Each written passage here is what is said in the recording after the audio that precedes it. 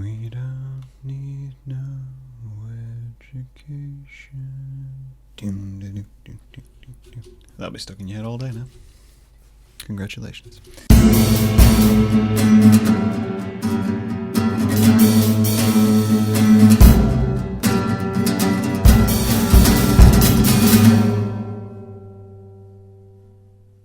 So kids, how are you doing today? I'm doing well. I don't know if you can see in the video, there's a pile of paints down the side. I've been painting today, that's what I've been doing.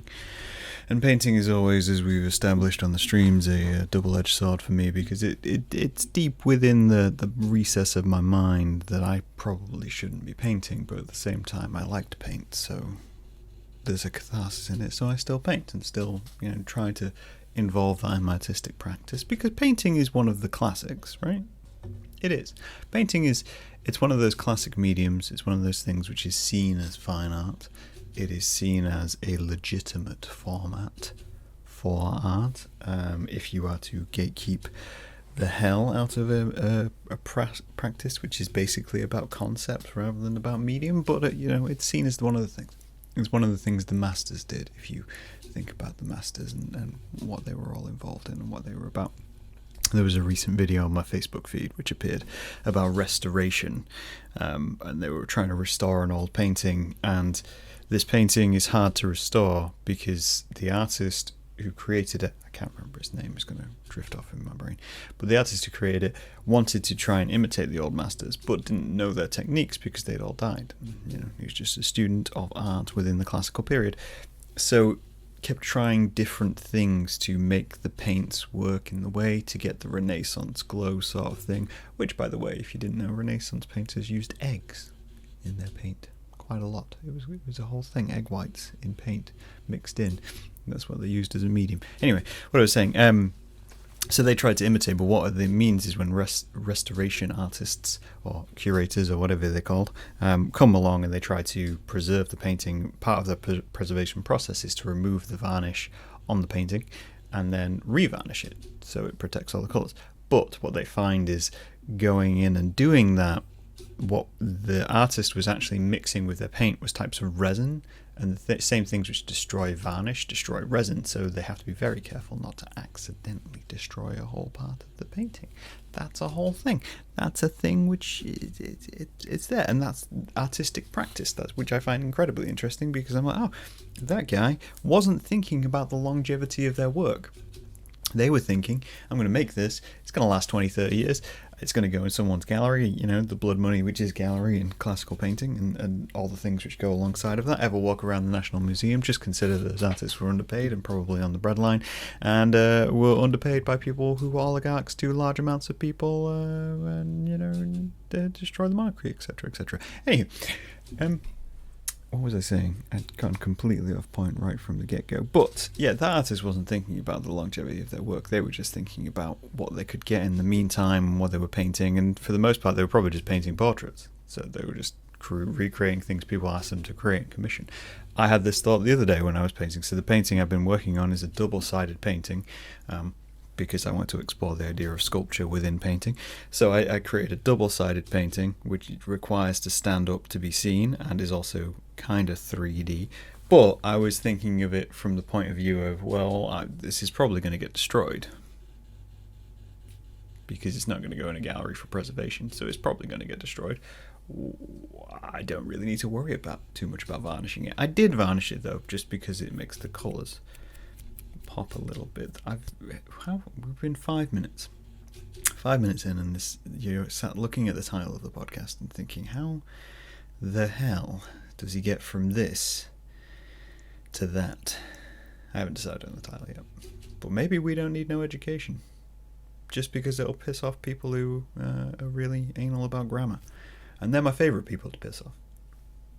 They just are, honestly. If you see me and you see me spelling something really wrong or putting a sentence together really wrong, just know I'm doing it to annoy you.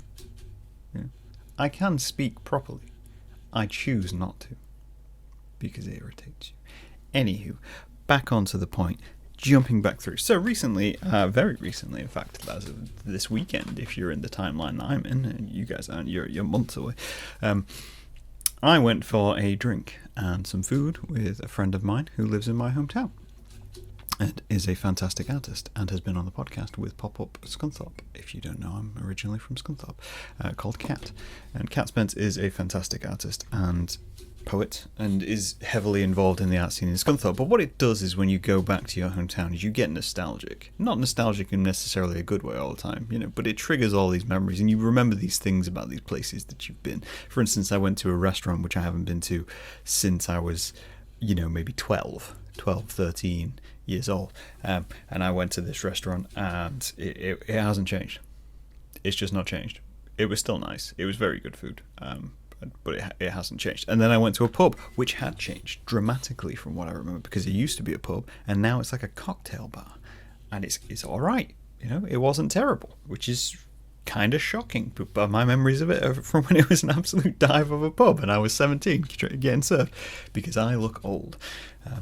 That's the one thing which masks have taken away from me. So masks in stores, I'm just going to diverge. So masks in stores, I still wear a mask when I'm in a store or supermarket if it's busy.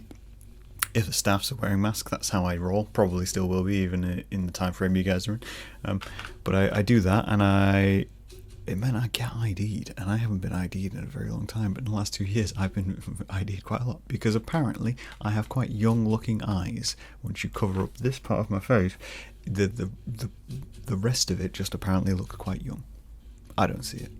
I still think I look about 40, but we've digressed again. Anyway, back to the point. So I was in my hometown, and I was having to think about the old times, the times when I was young and it didn't creak when I stood up, and when I didn't have to get up to go to the bathroom in the middle of the night. I'm not that old. I'm describing myself like I'm a 60-year-old man. I'm not. I don't think I'm a 60-year-old man. But I was thinking about those times and thinking about what I took away from my hometown and what I took away from the things and the times which I was there. So the main thing to think of is that when you're from a small town and when you're there, most of your time in that town will be spent in education if you move out of that town. Most people from small towns throughout history move away, right? That's just a thing. They move away and they go to other cities and they go to other small towns. They go where the jobs are. They go where their interests take them, and that is the path of small town people. So when you leave when you're about 18 or you're about in your 20s, when opportunities arise and you can actually go do things. Most people don't leave when they're young. That's just the reality. And if you get to an older age, you probably won't leave. That's, again, just a reality of small towns in the UK. And I think probably within a lot of countries, just because once you're settled, you're settled, and once your ambition kicks in, you're probably going to go somewhere. But most of that time was in education. So when I look back, all of my memories and my thoughts are intermittently linked, inexorably linked. That wasn't even a more difficult word to say, and yet I rolled through that word. They're all linked. So when I think about my hometown, I think about school. I think about college. I think about the places which I was, the places that I was, and the peoples that I was, and the peoples that I hung out with, and the things which I experienced. And a lot of that thought for me personally is associated with a lot of negativity, and like an extreme amount of negativity, to the point where I try not to think about it. I don't think about my days in school. I don't think about my days in college, because I was a very different person to who I am today. I acted very different to who I am today. There was obviously little nuggets of me being who I am. Why is my voice just cracking up today? Excuse me. But I was a very different person. I hung around with very different people. I acted quite different to what I did, and I was still figuring out the world as I went along. And a lot of that meant pushing against the barriers of what everyone else was as the world went along. And one of those things which I have a very negative view of is education, which is not to say that I have a problem with education. So I would like to take a moment to, discuss that as you go. So I'm not a person who looks at the education system in the world and thinks school is pointless. I'm not. Because I think school, especially young school, where you're talking, 0 to 16, 18, serves a very clear purpose, in the sense of it is meant to be, and this is the crux I have with it. It is meant to be a buffet, right? That's what school should be. School should be a buffet of subjects. It should be go in, all you can eat, study all the things you can, figure out what you enjoy within those systems and within those lessons, as well as giving you a basic education so you can exist within a society. Things like maths, English, science, basic stuff. This should also include financial advice as well. That's a whole other topic for another day, but that should be something we include in school, and it's something which we don't. But those are the basics of it, and it shouldn't be that you necessarily need to remember those things, but it gives you an insight, right? It gives you a keyhole to look at the world, like science. I know how osmosis works. I know how photosynthesis works, but that's just basic, right? That's just basic understanding of how the world works in a natural sense, so that when I come to own a houseplant, I don't kill said houseplant. And when I come to use chemicals within my home, I'm not thinking to myself, all right, bleach is great to drink, because I know bleach is bad for me, because I went to lessons as well as being told not to drink bleach as a child. But I digress. The same with maths. I don't need to know algebra particularly, but I know how to do basic algebra, which is enough for me to make an Excel sheet and is enough for me to be able to do my job. I don't need particularly to know Pythagoras' theorem, but if I was building a gate, it would probably come in handy. It's keyholes, and some people who are heavily interested in those things will find those keyholes and go, wow, that's amazing what I can do with mathematics. I'm going to go into that and do loads of things with mathematics. And they become economists and chemists and people who do those kinds of things because they have an interest in numbers. And the people who look at IT and go, oh, this is amazing. All this technology. I can do all these things. They go on and build computer systems and computer scientists and game developers and all these kinds of things. And the same can be said with all of these things. The problem with the school system, because I don't have a problem with the idea of it being a buffet and you need a basic knowledge and it takes time to learn that basic knowledge, and it's probably about 18 years to do that, 10,000 hours, all those kinds of things. My problem with it is that system isn't a free buffet. It's not, in any way, shape or form. Education has a paywall, and that's something which apparently we're just okay with as a country. What do you mean by that, Graham? So recently I was having a couple of conversations, and I think I've had this conversation with everyone my age and everyone who has been through the system within the UK, where you get given options when you go to year 9, which basically means you go through school, you're given a buffet of information, here's a bunch of stuff, blah, blah, blah, blah, and then you get to year 9, you're given some choice over the direction of your education, and you get to choose which subjects you will take. You have to take the basics, maths, English, science. You have to take the basic constructs of the world. Art's not included in that. That's a whole other conversation. But you get some choice of the extra things which you're learning. I think you also have to take PE as well. I think that's enforced, but that's more like a health thing than anything else. Weirdly, my PE lessons never taught me anything about health. They did teach me a lot about lying, but that's one for another day. Anyway, so you get these options, but when you go to get your options, you are actually not given as much choice as you are suggested to have. And I'm going to use my own personal story for this. So my personal look at options and look at the world was met with, Graham, you're not allowed to do the options which you want to do. And why was I not allowed to do the options you want to do? And that is because, not to toot my own horn, but I was in the top sets for things at school. I just was. I didn't particularly try very hard, but I was in top sets for basically everything apart from mathematics, because I'm just not that good at maths. That's just a default for me. But most things I was in the top set for. So when I went to choose my options and went to look at the things which I wanted to do, I said, oh great, I'm going to go do woodworking and I'm going to do art, and I'm going to use that extra time to work on these two things. Woodworking, I just found extremely interesting. I thought this is going to be a great thing for me to learn. And then art is obviously, I like art, and that's something which I wanted to do, and it was something which I wanted to look at when I went to college. And I thought, having DT in the hand would allow me better skills in art as well, because it's all about teaching logic, but it's also about teaching aesthetic and building and all these kinds of things. And at the same time, I didn't particularly want to go to uni. I was planning on going to college, but I was planning on just going and doing whatever I wanted to do, because why wouldn't you want to go just do whatever you wanted to do? That's just what you want when you're a teenager.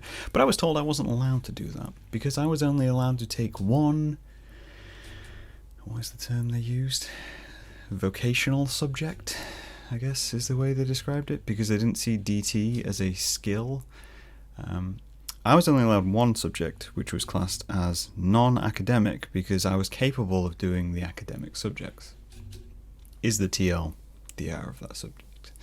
And this was the first inclination to me that school was not set up in the correct manner. It was the first time where I'd been met to a barrier and they said, no, you're not allowed to do that because you can complete the academic subjects and you can complete them with a decent grade, which makes the school as an institution look good, which means we meet our targets, which means we get the funding we need, which means you're being used to push more funding into a school, because if they don't meet their targets in these subjects which are deemed acceptable, then you're not useful to society. And this is the crux of school being wrong. The second instance of this I had was within RE as well. I'll tell you another story. So this was a little bit before, actually. This showed me, I've always had a problem with exams. This showed me exactly how exams work when it came to school. So one of the subjects I was forced to take within my academia was RE and IT. I didn't take full courses. I had a joint course because apparently those things interweave with one another. I guess, complex computer systems controlling the entire world and complex theological systems controlling the entire world. They figured that, there's an overlap. But there was a requirement for me to take it. So I took a short course in it when I was in year 11. So I'd have been about 16 at this time. They forced us to take this course. I kept failing at religious education. Every mock exam I took was bad. And it was because I lost all respect for RE teachers in year 7, which is the first year of senior school when you attend school. I lost all respect for them because when I first handed in my assignment, we did the discussion on Egyptian religion and Egyptian theology. And I'd written in my book and drawn, because of course I drew the Eye of Horus. And I wrote next to it, the Eye of Horus. And then my RE teacher corrected what I'd written and put Eye of Horse. This was a woman who was tasked with teaching me religious education and did not know the basics of Egyptian theology, despite teaching a class on Egyptian theology. So any respect I had for religious education just disappeared. And then this continued when I was forced to take further courses in it. And they came along and they said to me, hey Graham, here's this course which you're forced to do, in which case I didn't care about it and I was very anti-religion at the time. So basically every exam I took and every mock exam I took, I just wrote an essay on why I think religion's absolute nonsense, and was very angry and very angsty about it. And then when I took my final exam, my actual GCSE exam, I didn't write that. Instead, I wrote from the point of view of a strict, religious, devout person, and how religion would solve the world, and how it was ingrained with society and necessary for society, and basically wrote a textbook answer which you would write if you were a Christian. I got an A. And that was my experience of religious education within the UK. So I recognise there are problems, and I was being introduced to all of these problems. I was being introduced to what the structure of schooling is and what the structure of education is. And this is one of those... Ooh, knocked the mic.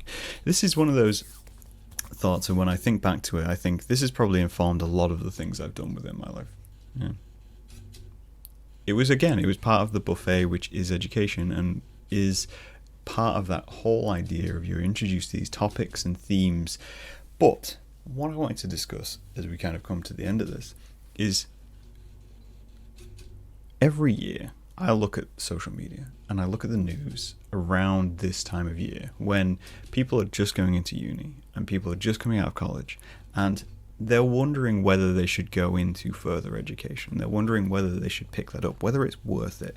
And honestly, I think people approach this with the wrong mindset. So I've been asked a few times whether I'd go back into education. I had a problem with senior education. I had a problem with university education, and it soured me. It soured me on a lot of education. But in the same breath, I'm very much telling people I know around me that they should apply for these things. They should apply to do a degree course. They should apply to do a master's course, because I'm a big proponent of educating yourself and learning things and finding things which are interesting. Whether it's going to be useful or not is redundant. But you could have it, you could go off and do something. You could study something which you just find passionate in. You can go do a short course. Why not go do a short course? Learn something. Have an exposure to different opinions and different thoughts and theories around you. And I think that is the key to picking your education. That is the key to having some view of how you're going to enjoy it, how you're going to actually have a good experience within these systems.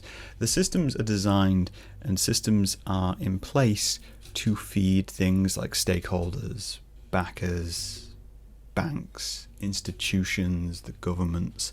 They are in those places, and it's up to you to make that decision of what you really want from education and what you really want.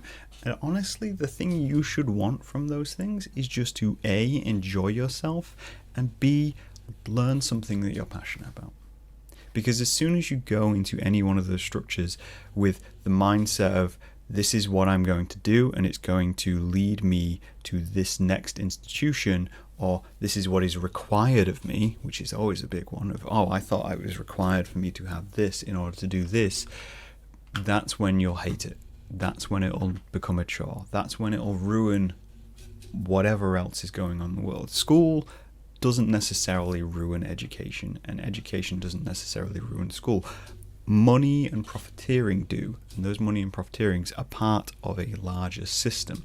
So it's up to you to kind of carve your own little way into it. And it's hard. I understand it's hard. A final example is this thought which I had the other day, which was, so I have a huge problem with how people are educated on arts in the UK. And at the minute we're facing a mass crisis in the sense of the government is basically cutting all funding for arts education because they don't see it as profitable, which I will say that there will always be art, right? There will always be artists and there will always be art, even if arts education is cut off. But again, they're introducing another paywall. They're introducing DLC content because only the people who are wealthy enough can study these subjects. Everyone else should be put into profiteering, and they should be put into serving the society in an economic sense. Art can be profitable if you pay artists the right amount and you accept that they're an integral part of society. But that's an argument for another day. But one thing which is, a story which stuck in my mind was I didn't have a great experience with art teachers, and I don't think I ever have. I think I've had one art teacher who I remember, shout out to Miss Warrington, who gave me the positive reinforcement and also gave me the opportunity to explore the things which I wanted to explore. My other art teachers weren't. They were very by the book, and they were very, this is what you need to do for the exam, and any push against that and any push against their personal opinion and personal want of art was met with sour notes, essentially. And then I thought to myself, hang on a minute, I have a very distinct memory that I have never seen the artwork of my GCSE art teacher.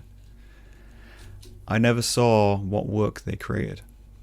And I had a Google online before I came on to record this podcast. It's just not something I've seen. And that's insane, right? That's insane.